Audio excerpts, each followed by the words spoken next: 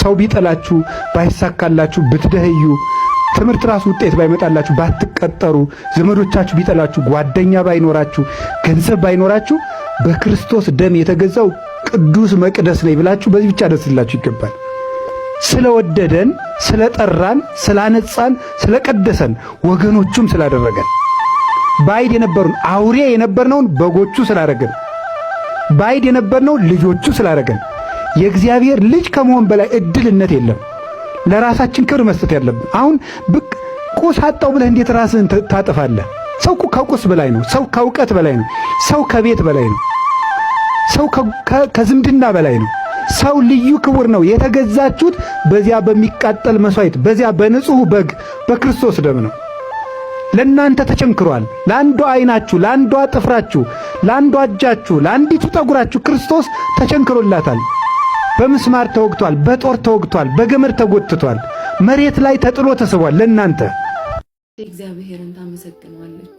በሕይወቴ ሳለሁ እግዚአብሔርን አመሰግነዋለሁ። በምኖርበት ዘመን መጠን ለአምላኬ ዘምራለሁ። ማዳን በማይችሉ በአለቆችና በሰው ልጆች አትታመኑ። ነፍሳቸው ትወጣለች፣ ወደ መሬትም ይመለሳሉ። ያን ጊዜ ምክራቸው ሁሉ ይጠፋል። የያዕቆብ አምላክ ረዳቱ የሆነ መታመኛውም በአምላኩ በእግዚአብሔር የሆነ ሰው ብፁዕ ነው። እርሱም ሰማይና ምድርን ባህርንም በእርሱ ውስጥ ያለውንም ሁሉ የፈጠረ እውነትን ለዘለዓለም የሚጠብቅ ለተበደሉትም የሚፈርድላቸው ለተራቡትም ምግብን የሚሰጥ ነው። እግዚአብሔር የታሰሩትን ይፈታቸዋል። እግዚአብሔር የወደቁትን ያነሳቸዋል። እግዚአብሔር ዕውሮችን ጥበበኛ ያደርጋቸዋል። እግዚአብሔር ጻድቃንን ይወዳቸዋል። እግዚአብሔር ስደተኞችን ይጠብቃቸዋል። ድሃ አደጎችንና ባልቴቶችንም ይቀበላቸዋል። የኃጥአንንም መንገድ ያጠፋል። እግዚአብሔር ለዘለዓለም ይነግሣል። ጽዮን ሆይ አምላክሽ ለልጅ ልጅ ነው። በሃይማኖታችሁ አትፈሩ፣ በማተባችሁ አትፈሩ። የምትሰሩበት ቦታ፣ የምትማሩበት ቦታ፣ የምትነግዱበት ቦታ ክርስትናችሁ እንዲታይ የማትፈልጉ ከሆነ ኒቆዲሞስ መጀመሪያ የነበረበት ችግር አለባችሁ ማለት የመጀመሪያው ስቴጅ ላይ ነው ያላችሁት ማለት። ፈራ ተባለ፣ ደፍሮ እኔ እንዲህ ነኝ ማለት አቃተው። ብዙዎቻችን እንደዚህ ነን እኮ። ነጠላቸውን ጥፍጥፍ አድርገው እኮ ከቢሮ ሲወጡ ቤተክርስቲያን ነው የሚሄደው ለማለት የሚፈሩ ሴቶች አሉ። ቤተክርስቲያን ለመሳለም ጓደኞቹ ፊት የሚያፍር እኮ ጎረምሳል። ክርስቶስ በእኛ ሳያፍር አሁን እኛ በእሱ ልናፍር ነው? እንዳናፍር በእውነት። እና ኒቆዲሞስ ፈራ ተባብሎ እንዴ ሕጋችን እኮ ሳያጣሩ መፍረድ አይፈቅድም አለ። ይህን ጊዜ አይሁድ አንተ እኮ ስላልተማርክ ነው ሊሉት አልቻሉ። አንተ አልተማርክም ሊሉት አልቻሉ። ምክንያቱም ኒቆዲሞስ ምን ያለ ሰው የተማረ ሰው ነው። በቃ እንመርምር እስቲ ነቢይ ከየት እንደሚነሳ መጽሐፍን መንብር ብለው ተበተኑ ወደ የቤታቸው ይላል። ይሄ ሁለተኛው የኒቆዲሞስ ክርስትና ደረጃ ነው። የመጀመሪያው ፍርሃቱ ነው። ሁለተኛው ፈራ ተባ ያለበት ነው። ሶስተኛው ልንገራችሁ እናበቃለሁ። ኒቆዲሞስን ዓለም ዝም ብላ የምታየን እንዳይመስላችሁ። ክርስቶስን እከተላለሁ ካላችሁ ዓለም ጉሮሯችን ላይ ነው የምትመጣው። እንቅ ነው የምታደርግ።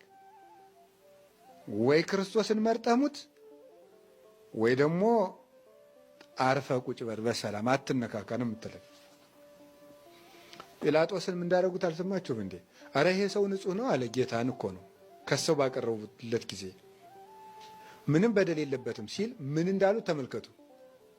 እማይቀተልኮ ለዝንቱ ኢኮን አርኮ ለቄሳር፣ ይህን ሰው ካልገደልክ የማን ወዳጅ አይደለም ነው ያሉት። የቄሳር ዋናው ህይወቱ ውስጥ መጡ። ይሁዳ ውስጥ ሹሞ ያስቀመጠው ማን ነው? ቄሳር ነው። የቄሳር ወዳጅ አይደለም ማለት የእንጀራም የኑሮን ጉዳይ ነው። ሰው ክርስቶስን ሲከተል ሰይጣን በማንም ይመጣ ወይ በኑሯችን ወይ በህይወታችን ይመጣል። እንደዛ ነው የሚያደርገው። ለዚያ መዘጋጀት ያስፈልጋል። ስለዚህ ያውከናል። ይሄ ሁከት የበዛበት ዓለም ብዙ ጊዜ እንዴት ነው ማድረግ ያለብን? መክሊታችን እንዲታየን ወደ ውስጥ ማዳመጥ ነው። እውነቴን ነው የምነግራቸው። ወደ ውስጥ ማዳመጥ፣ ከራስ ጋር ሰብሰብ ማለት፣ ዝም ያለ ህይወትን መውደድ። ትኩረታችን ሁሌ እግዚአብሔር የሰጠን ላይ ሊሆን ይገባል። እግዚአብሔር ያልሰጠህ ላይ ትኩረት ባደረግህ ቁጥር ከእግዚአብሔር ነው የምትርቀው። ለገዛ ልጁ ያራራለት ነገር ግን ስለ ሁላችን አሳልፎ የሰጠው ከእርሱ ጋር እንዴት ሁሉን ነገር አይሰጠንም? ሲበደልም አዳም ወዴት ነህ ብሎ ፈልጎ ነው የሚመጣው። ፈልጎ ኃጢአት ሰርተን ራሱ የሚፈልግ አባት ነው ያለን ጋይዝ። እግዚአብሔር አምላክ የዚህን ያህል ነበር አዳምን የሚቀርበውና እነሆ የዓለምን ኃጢአት የሚያስወግድ የእግዚአብሔር በግ ተብሎ ጌታችን ኢየሱስ ፋሲካችን ክርስቶስ አርዷል ተብሎ በመስቀል ላይ ታረደ እና እጆቹ ወጠሮ በዛ ተሰቅሎ ስለ ሁላችን ደግሞ ልብስ ሆነ። በመንፈሳዊ ሕይወታችን እርቃናችንን ለነበርነው ለኛ የጽድቅ ልብሳችን ጌታችንና መድኃኒታችን ኢየሱስ ክርስቶስ ነው። አፍረን ተሸማቀን ለነበር በኃጢአት አፍረን ተሸማቀን የበረን ሰዎችን መጥቶ ልብስ ሆነን ማለት ነው። ማን? ጌታችን። በጤንነትና በእርጅና በሞት ይደክማል። በውበት ያሸነፋችሁበት ጊዜ ለጥቂት ጊዜ ነው። ውበታችሁ ሲሸነፍ የተጣላችሁ ትሆናላችሁ ማለት ነው።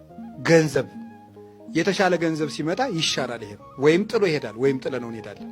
አይምሮ፣ ዕውቀት፣ ተናግሮ መደመጥ፣ እሱን ማድረግ የማንችልበት እርጅና ይመጣል። ወይም የሚበልጠን አዋቂ መጥቶ እኛን ዝም ያሰኘን። አይምሮ ኃይል ነው፣ ይጠፋል። ጉልበት በጤና በሞት ይሻራል። መንግሥተ ሰማያት ግን ሁሉ ኃያል ነው፣ መድከም የለም። ኃጢአት ያደነዘዘው ሰው ምንም አይሰማው፣ ተመስጦው ሌላ ነው። አያደንቅ፣ አይሰቀቅ፣ አይጠነቀቅ። በቃ ተጎልቶ ዝም ብሎ ዕድሜውን መፍጀት ነው። መደንዘዝ ለቤተ ክርስቲያን አሁን ሰይጣን ከሚጎዳት በላይ እየጎዳን ያለ የልጆቿ መደንዘዝ ነው። የሚያነቃን ደግሞ ንስሐ ነው፣ ሆይ ሆይታ አይደለም። ከውስጥ የመነጨ ንስሐ ነው። እግዚአብሔር 6 ነገርን ይጠላል። ሰውን ከፍ ዝቅ አድርጋ የምታይ ዓይን፣ ክፉ የምትሰማ ጆሮ፣ የሰው ደም የምታፈስ እጅ። ክፉ የምትሰማ ጆሮ፣ የሰው ደም የምታፈስ እጅ፣ ወደ ክፉ የምትሮጥ እግር፣ መጨረሻ ላይ 7ተኛይቱን ይጠላታልና መጽሐፈ ምሳሌ ምዕራፍ 6 ላይ በወንድማማች መካከል ጠብን የምትዘራ ምላስ ይላል። ነገረ ሰሪን እግዚአብሔር ይጠላታል። እያንዳንዱ አፍ የነቢያት ምሳሌ ነው። አፍ በነገር በስድብ ውልጭ ብሎ ሰው በመሳደብ በማማት በርግማን በዚህ ሁሉ ጎስቁሏል። እመቤቴ ማርያም ሆይ የማኅፀንሽን በረከት እፈልገዋለሁ፣ ይድረሰኝ የማኅፀንሽ በረከት።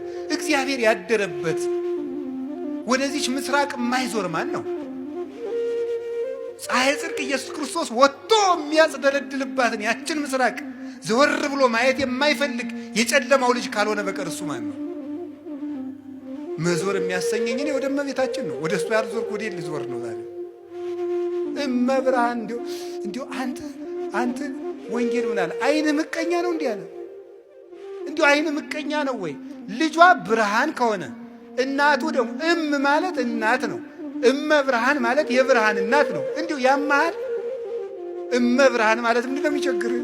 ልጇ ብርሃን ነኝ አለ። እንደወለደችው ደግሞ ነገረው ያው ወንጌል። እንዴት እመብርሃን አትላትም? ምቀኝነት እኮ ነው። እንዲሁ በማይደረስበት ይቀናል እንዴ? ትባሸቃላችሁ እንዴ? ጠላት ከፈለጋችሁ ሰይጣን አልላችኋል እንዴ? እሱን አትሰላለፉትም? እንዲሁ ማርያም ምን አደረገቻችሁ?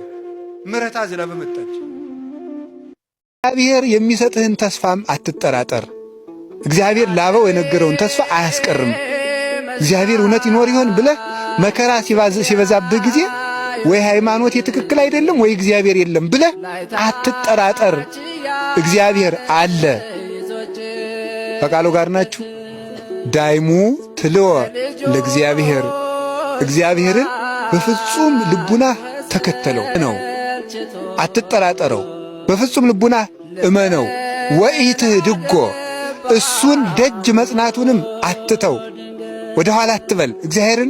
እግዚአብሔር መቅረብህን አታቋርጥ።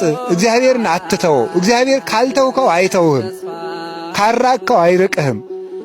መከራ ብትቀበልም ዝም ብትልም ቢልህም ባይመልስልህም ትቶህ እንዳይመስልህ፣ ጊዜው ገና ስለሆነ ነው። አንድ ጊዜ እግዚአብሔር ሆይ ክፉውን ሰው ሀብታም ታደርጋለህ፣ ደጉን ሰው ድሃ ታደርጋለህ፣